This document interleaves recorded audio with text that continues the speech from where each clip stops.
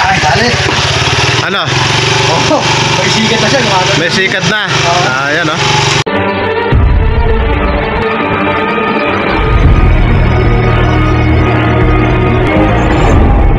Kumusta kayo mga padreng at welcome back na naman sa ating channel, Lipan 150. Ang issue ng motor ni boss, paulit-ulit na sira. Panay ba tumitirik? Panay daw tumitirik. Dayo from Mabuko, Hermosa, Bataan. So kanina, pinalitan daw dun sa shop na pinagpagawa niya ng spark plug. Tsaka ito yung kopa. Tumirik na naman. So kaya sinasabi niyang paulit-ulit. Sa madaling salita, hindi natutumbok yung eksaktong sira nito. Sa pagdo-troubleshoot ng ganyang issue, dapat hindi natin hinuhulaan. Dapat step by step o may guide tayo para matumbok natin yung eksaktong sira niyan. Ayan o, si boss o. Malala na ba yung gastos, boss? Malala na daw. So papatinuin natin yung balik-balik. Yung gastos kaya lang pag inipo mo malaki na. Pag ganyan yung issue, syempre, sige nga, try mo munang start kung totoong hindi umandar. Pag inchok ko siya, yun naandar siya. Pag chinok mo ngayon, umandar. Pag inchok. Nga. Sige. Nakachok siya niyan. Nakachok kanina ng mandar. Ayan, pag nakachok, umandar. Sige, patay mo muna. Ayan. Sinasabi ni Padreng na kapag nakachok, okay naman yung andar. Pero pag binitawan na, wala na. Titirik na at di nakakalayo.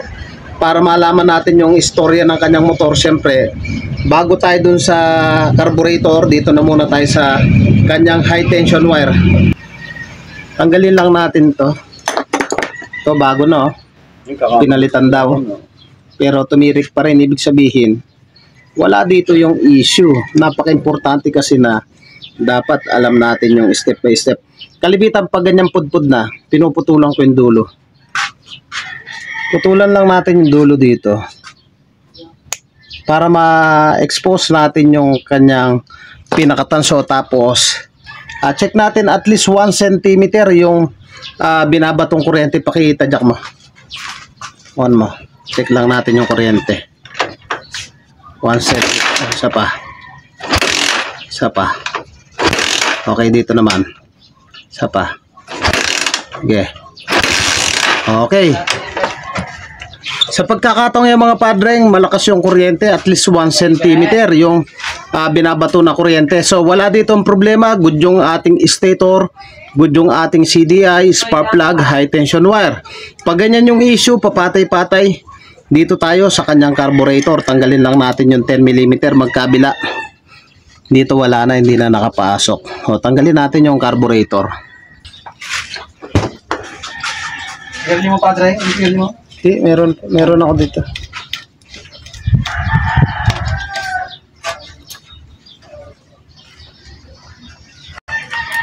Check na muna natin dito yung kanyang pinakakarayom kung nasa standard. Napaka-importante na pag bagong customer, alam natin yung istorya ng kanyang motor. So iisa-isay natin yan. Check na muna natin. Ayan. So okay naman, nasa standard naman, nasa 2.5 naman, okay to. At isusunod naman natin i-check yung kanyang manifold kung may butas, may singaw. So galaw-galawin lang natin kung malambot, matigas. So yan, okay naman yung kanyang manifold. So tatargetin na natin yung kanyang, ito yung kanyang carburetor.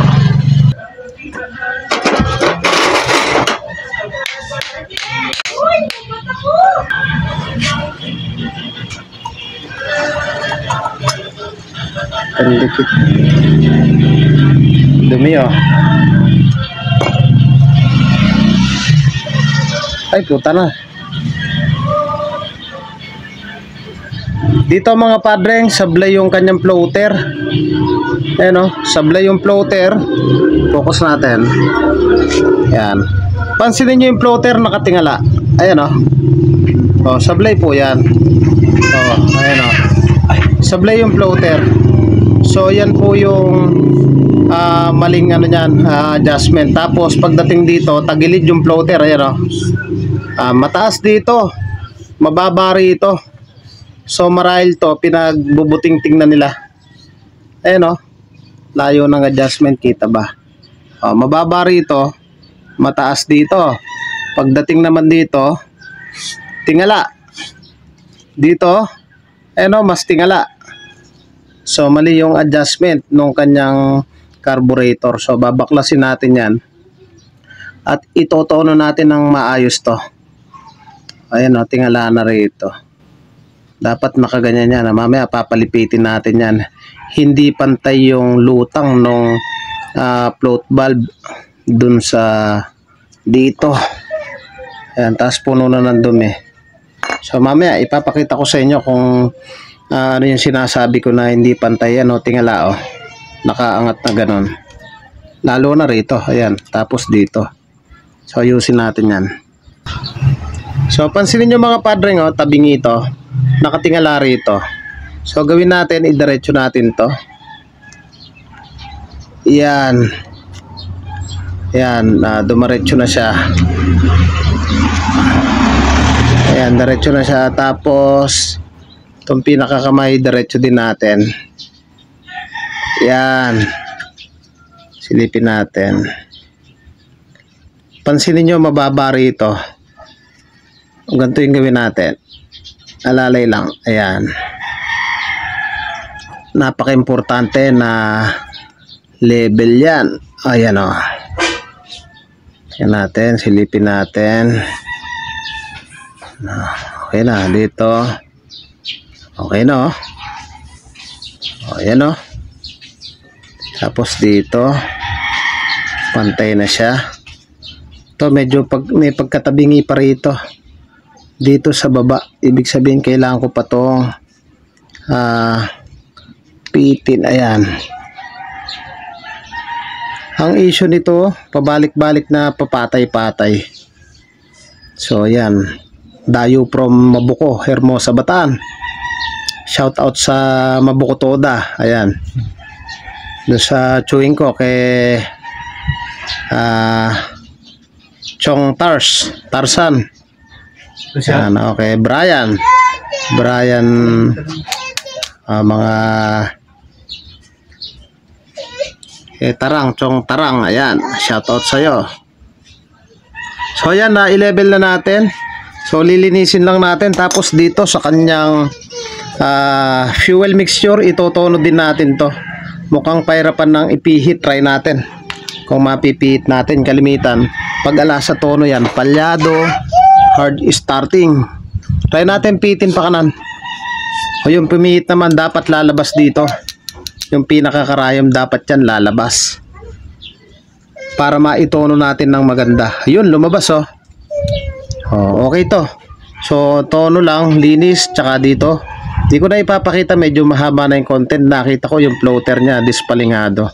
So pag susundutin lang natin yan, kahit walang compressor, sundot-sundot lang ng mga sirang kable gaya ng brake cable. So baka magpalit na rin kami ng float valve dito dahil nga may bewang na. Cause ng overflow. Ayan napakatindi na ng bewang. Kita ba? Pag may bewang po yan, nag-overflow, mag-hard starting talaga. So linisin ko lang to. Mamaya papakita ko sa inyo yung setting. So ito na yung setup ng ating floater mga padre ngayon. Pantay na siya. Pantay na siya. Pati rito. Ayan pantay na rin So tapos dito yung kanyang fuel mixture. 2.5 yung ilalagay natin. So hindi ko na ipapakita. So check na lang natin maya maya yung andar kung hindi na siya palyado.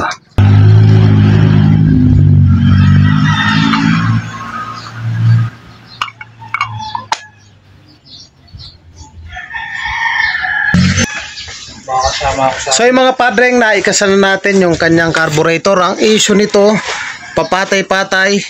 So nag-check tayo dito sa kanyang high tension wire. Napakalakas ng kuryente bago yung spark plug. So ang nakita kong issue dito sa kanyang carburetor, yung kanyang floater wala sa timing o tamang tono. So pinakita ko naman sa inyo yung tamang level ng floater. So anong nangyayari, yung nakaangat siya, ibig sabihin konti yung gasolina. Dapat yan medyo madami para hindi kinakapos. Biruin mo, gusto niya lagi nakachok. Ngayon i-try natin na ikasal natin. Paki-start mo boss. Dayo from Mabuco, Hermosa, Batan. O shout out sa Mabuco Toda. O start. O yun o. Wala nang chok. O, wala nang chok. Hindi natin ko chok. O yan, revolution mo padre. Okay. O boss, anong masasabi mo boss? Maraming salamat. Hindi na ako pumabalik-balik. Hindi na daw po balik-balik. Mga padre, kung nagustuhan mo yung ganitong tutorial at bago ka pa lang sa akin channel, huwag niyo pong kalimutan na paki-like, paki-subscribe at paki-hit na rin po yung notification bell para updated po kayo sa mga videos na kagaya nito. Thank you po sa inyo. God bless at mabuhay po kayo. Thank you.